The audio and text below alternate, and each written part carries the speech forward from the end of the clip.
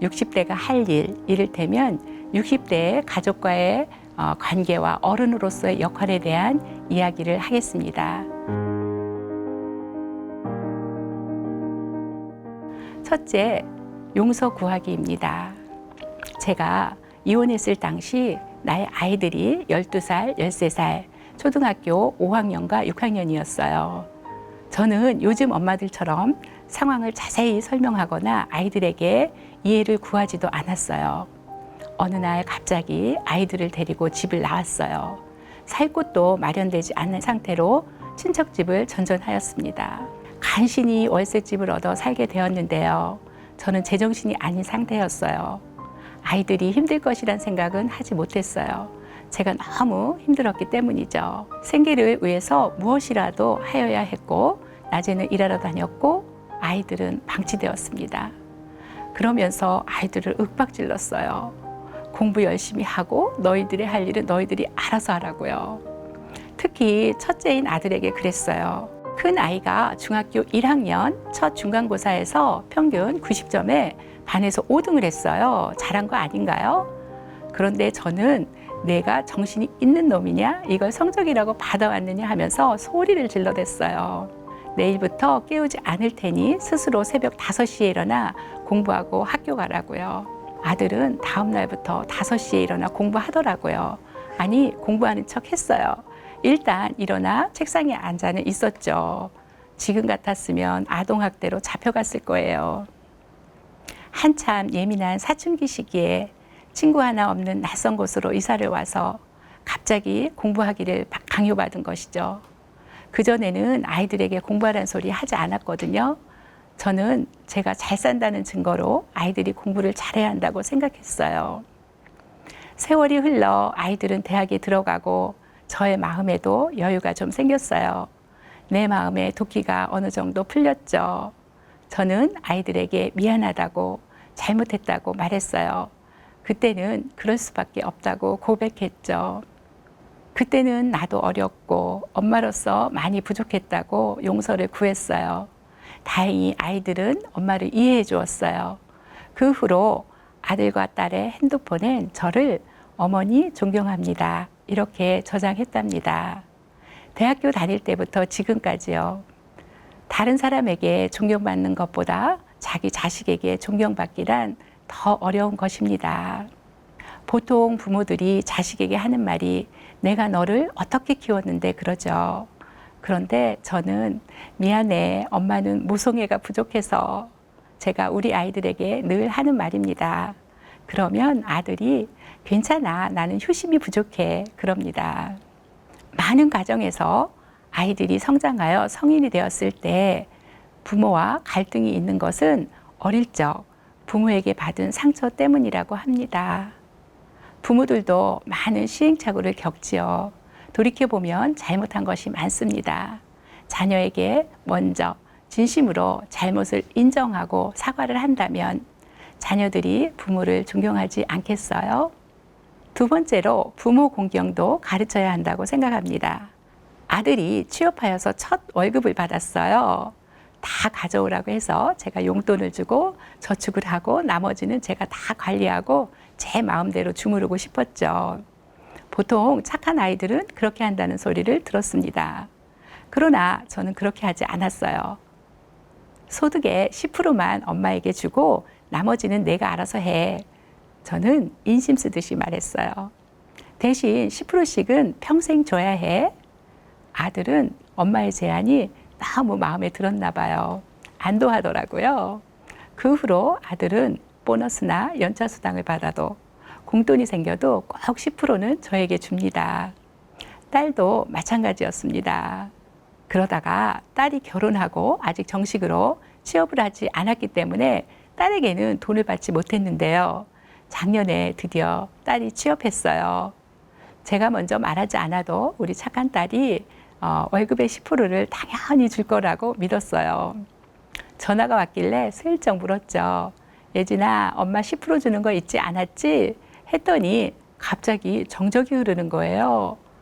생각하지 못했나 봅니다. 결혼도 했는데 하며 말끝을 흐려요.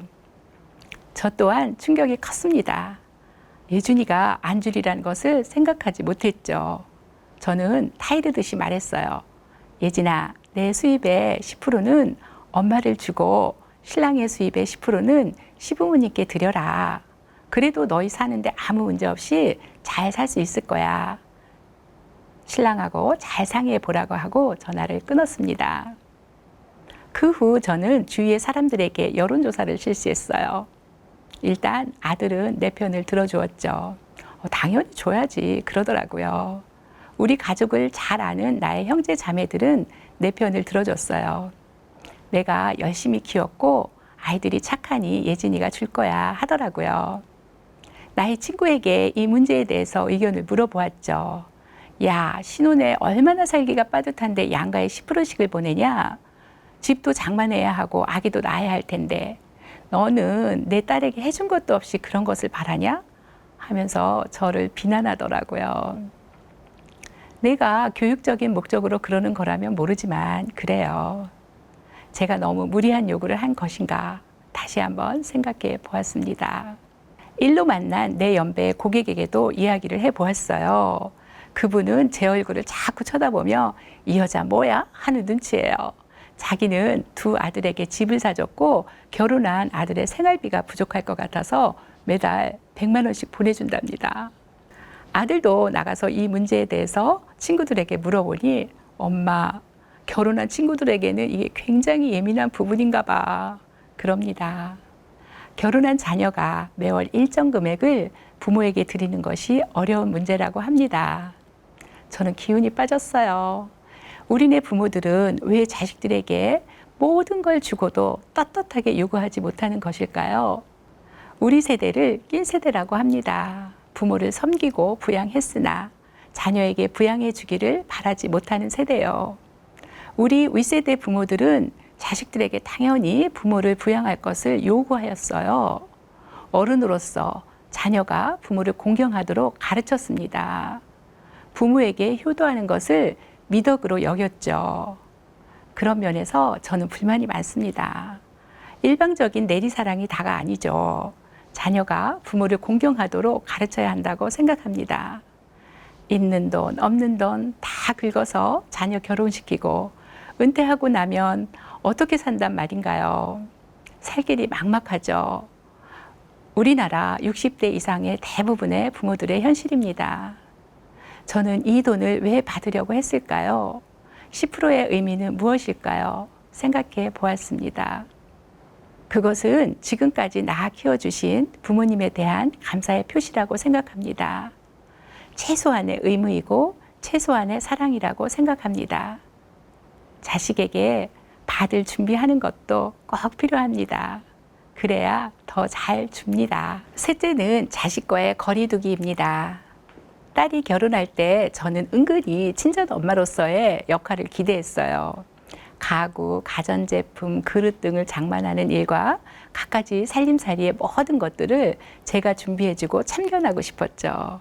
그러나 막상 결혼 준비를 하는데 제가 해줄 일은 거의 없는 거예요. 요즘 아이들이 합리적이고 똑똑하니 꼼꼼하게 리스트를 작성하여 꼭 필요한 것만 신랑 신부가 같이 다니면서 장만하더라고요. 취향이나 선호하는 것이 나와는 전혀 달랐으며 저의 의견은 배제되었습니다. 결혼하면 시도 때도 없이 전화하여 엄마 간장은 몇 스푼 넣어요? 엄마 음식이 너무 짠데 어떡하지? 하며 엄마를 찾을 줄 알았는데 딸은 이런 일로 한 번도 전화하지 않았어요. 예진아, 너 너무한 거 아니니? 저는 서운했어요. 엄마한테 한 번도 묻지 않고 알아서 밥도 잘해 먹고 알아서 살림도 잘하는 것이요. 엄마, 인터넷에 검색하면 다양한 레시피가 있고 모르는 거 다 알려줘요. 그럽니다. 신세대 엄마들 참 대단해요. 아이들의 뜻을 다 맞춰 주더라고요. 어린이집 원장님께 들은 이야기인데요. 엄마와 같이 등원한 아이가 어린이집에 들어가지 않겠다고 떼를 쓰면 엄마는 아기가 알아들을 때까지 설득을 해요. 시간이 얼마나 걸리든 상관없이 아기가 들어가겠다고 하면 들어보내고 들어가지 않겠다고 하면 그냥 집으로 돌아온답니다. 우리 때에는 있을 수 없는 일이죠. 어서 들어가 소리 꽥 지르고 아이를 밀어 넣었죠. 요즘 육아는 아이의 마음을 읽으라는 것인데 제 친구들에게 이 이야기를 했더니 한 목소리로 어휴 지겨워 그러더라고요. 우리가 얼마나 더 자식을 위해서 해야 되는 것이냐 그런 뜻이죠. 방법은 다르나 자식을 위해 평생 할 만큼 했죠. 저는 아직도 잘 모르겠어요. 어렸을 때부터 자기의 의사를 존중받고 자란 아이들이 남의 의견을 존중할 줄 안다고 하더라고요. 아이들의 의견을 존중해 주는 것은 너무나 좋죠. 그러나 아이가 어른 위에 있으면 안 된다고 생각합니다. 아이들의 인권이 부각되면서 체벌도 없고 칭찬만 듣고 자란 아이들이 자기중심적인 아이가 되지 않을까 걱정이 됩니다. 우리는 먹고 살기 바빴으므로 아이의 마음을 읽는다는 것은 생각해 보지 못했어요. 그래서 요즘 육아가 더 힘든가 봐요. 새로운 것을 배우고 도전하는 일이 얼마나 중요한지 말씀드리겠습니다. 여러분, 키오스크 아세요? 요즘 카페나 음식점, 빨래방, 도서관 등 어디든지 가면 대면할 수 있는 기계예요. 그런데 그 기계가 사람을 차별합니다. 특히 저처럼 나이 먹은 사람을 차별합니다. 화면을 터치하세요? 화면 터치하죠? 다음으로 넘어가지 않아요. 한 손가락으로 살짝 터치도 해보고 5손가락을 다 이용해서 천천히 꾹꾹 눌러도 봅니다. 넘어가지 않습니다. 뒤에서 기다리고 있던 젊은이에게 도움을 요청하면 그들이 툭 건드리기만 해도 다음으로 휙 넘어가요. 화가 나죠. 언제나 이런 식이에요. 사실 사용하기 이전에 단어부터도 입에 붙지가 않아요. 키오스크. 몇 번을 연습하고도 막상 말하려고 하면 그거 있잖아. 꾹꾹 눌러서 계산하는 거 셀프로 이렇게요. 자고 일어나면 생겨나는 새로운 문명에 우리는 정신을 바짝 차리지 않으면 안 됩니다. 포털 사이트에 계정 만들기부터 쉽지가 않습니다. 앱 지도를 이용하여 버스 타고 지하철 타고 목적지 찾아가는 것, 온라인 서류 발급, 스마트 뱅킹, 이메일 보내기, 화면 캡처, 캡처한 이미지 수정, 화면 캡처하여 보내기, 파일 변환, 파일 압축, 압축 파일 풀기, 첨부 파일 보내기, 링크 만들기, 링크 보내기, 계정 만들기, 회원 가입하기, 카페 만들기, 블로그 만들기. 이 모든 것을 적절하게 잘 사용해야 합니다. 잠시도 한눈을 팔면 놓쳐요. 한 번 놓치면 따라가기 어렵죠. 효자, 효녀가 있으면 더 따라가기 어렵습니다. 안 될 때마다 자녀를 불러대고 자녀들이 해결해주면 배울 기회를 놓칩니다. 내가 혼자 하려고 서너 시간을 붙잡고 끙끙댔는데 아이들이 하면 바로 해결됩니다. 그럴 때 정말 기울 빠집니다. 디지털 기술의 혁명이 우리의 생활을 완전히 바꿔 놓았죠. 앞으로의 메타버스 시대는 지금까지 이루어졌던 인터넷과 스마트폰의 혁명보다 더 거센 대혁명이 일어날 것이랍니다. 모든 것이 3차원의 가상현실 속에서 이루어지며 경제나 직업 등 현재의 패러다임이 다 바뀔 것이라고 하더군요. 저는 두렵습니다. 편리한 삶으로 하여 과학이 발달되고 첨단 기술이 삶의 질을 향상시켜 주는 것까지는 좋아요. 하지만 그 속도가 너무 빨라요. 우리의 몸이 그것을 따라가기 어렵습니다. AI가 일주일에 한 번씩 전화를 걸어와 나의 건강 상태를 물어요. 걷기를 얼마나 했는지, 무엇을 먹었는지, 잠은 잘 잤는지 꼬치꼬치 묻습니다. 그리고 피드백을 문자로 보내줘요.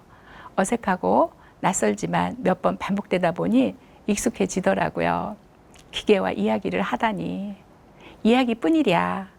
나이 드신 어르신이 혼자 계신 집에 로봇 한 대씩 보내드립니다. 일어나세요. 안녕히 주무셨어요? 인사도 하고 약 먹을 시간이에요. 물도 갖다 주고 걷는 것도 도와줍니다. 이야기도 들려주고 노래도 해줍니다. 위급 상황이면 자식이나 경찰에 전화도 걸어줍니다. 어느 자식이 이렇게 해주겠어요? 우리의 나머지 생은 로봇과 벗삼아 살아야 할 것 같습니다.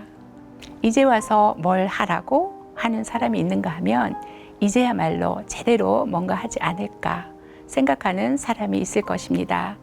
환갑 이후의 친구들은 경쟁 의식이 발동하기보다는 같은 시대를 살아가는 동지애로 살아갑니다. 사람이 죽기 전에 가장 후회하는 게 뭔지 아세요? 자기 자신을 위해서 재미있게 살지 못한 게 가장 후회된다고 합니다. 남들의 기대에 부응하기 위해 살았지 자신을 더 행복하게 만들기 위해서는 아무것도 못하고 살았다는 것입니다. 저도 평생을 직업을 갖고 아이들을 키우느라 아등바등 살았기 때문에 저만을 위한 시간을 갖기 어려웠습니다.